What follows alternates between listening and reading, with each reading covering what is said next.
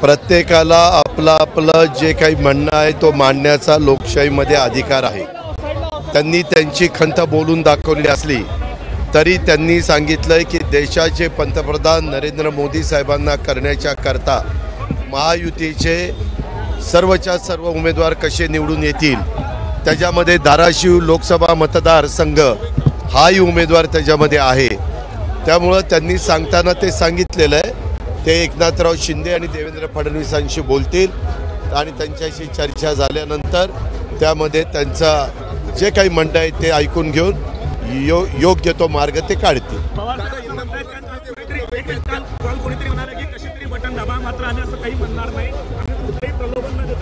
एक मिनिट, आम्ही पण प्रलोभन देत नाही। आम्ही सांगतोय की आम्ही धाराशिवमध्ये त्या ठिकाणी कृष्णा खोऱ्याचं पाणी आणणार। उद्याच्याला लोकसभेचा विधानसभेचा उमेदवार विकास करण्याच्या करता निवडून द्यायचा असतो। त्यामध्ये सगळे आता काही लोक सांगतात, काहींच्या जाहीरनाम्यामध्ये आहे की बाबा आम्ही निवडून आल्यानंतर आम्ही असं महिलांच्या बाबतीमध्ये करणार। मग त्यांनी पण सांगताना तसं सांगितलं ना, पटापटा त्यांच्या अकाउंटला पैसे येणार। मग हे प्रलोभन होत नाही का? मी काय सांगितलं की ह्या संदर्भामध्ये आपली विकासाची कामं आम्ही करू, त्या संदर्भात विकासाची कामं करण्याला संधी तुम्ही आम्हाला द्या।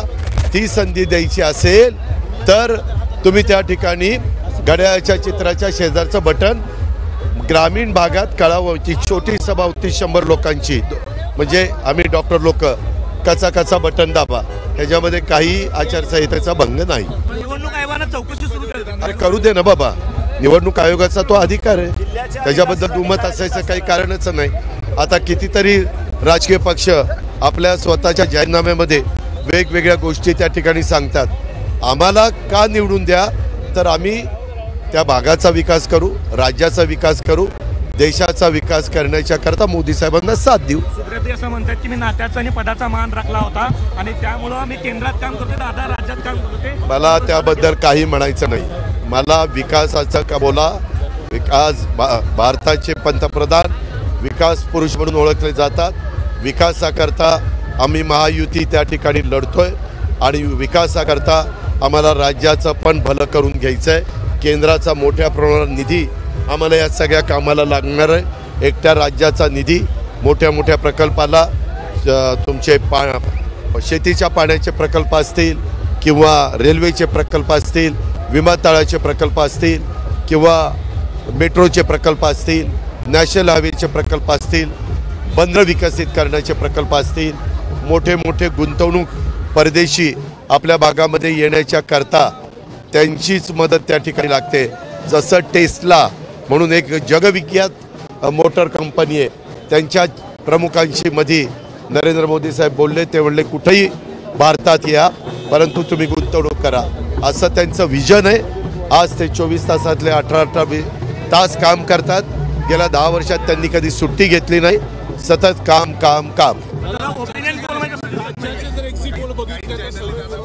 एक मिनिट, आत्ता तर सुरुवात आहे। आम्ही धाराशिवचा उमेदवार कधी जाहीर केला आत्ता बहुतेक ठिकाणी तसं झालं। तुम्ही त्या बाबतीमध्ये बघा, असे एक्झिट पोल नेहमीच वेगवेगळे निकाल दाखवतात। आपल्याला मध्य प्रदेश, त्याच्यामध्ये राजस्थान आणि तिकडं छत्तीसगड ह्याचे पण निकाल काय आले होते आपल्याला माहिती होतं एक्झिट पोलचे, आणि नंतर खरे निकाल काय आले हेही आपण बघितलेलं। पवारांचं घर देवेंद्र फडणवीसांनी फोडलं, आपल्याला पटतं काय? एक मिनिट, कुणी कुणाचं घर फोडायला कुणी दूधखुळं नाहीये। ज्या प्रत्येकाला विचारधारा, विचारसरणी। आज आता तुम्ही ABP माझामध्ये आणि उद्याच्याला तुम्हाला न्यूजनी बोलवलं किंवा झीड बोलवलं आणि तुम्ही तिकडं गेला म्हणजे काय तुमचं घर फोडलं? तुम्हाला तिथलं काम योग्य वाटलं म्हणून तुम्ही तिथं गेला।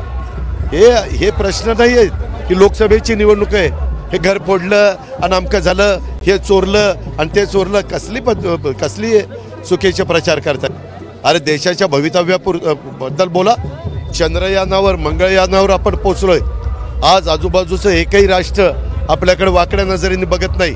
पाकिस्तानचं मध्ये पुलवामाच्या निमित्तानं कंबळ मोडलं, परत पाकिस्तानने काही चूक केलं नाही केलं। अरे देशाचं बोला ना, देशाचं काय होणार आहे? देशाचा तुमचा कार्यक्रम काय? त्याच्याबद्दल बोलायचं नाही. आणि घर फोडलं, हे चोरलं, ते झालं. आणि त्यांनी निवडणूक आचारसंहितेचा भंग केला.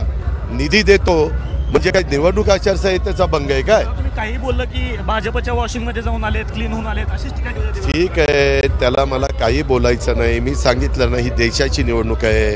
हे कोणी तुमच्या माझ्या घरातले कपडे वॉशिंग मशीनमध्ये घालायची निवडणूक नाही आहे. ठीक आहे, ओके. एबीपी माझा, उघडा डोळे बघा नीट.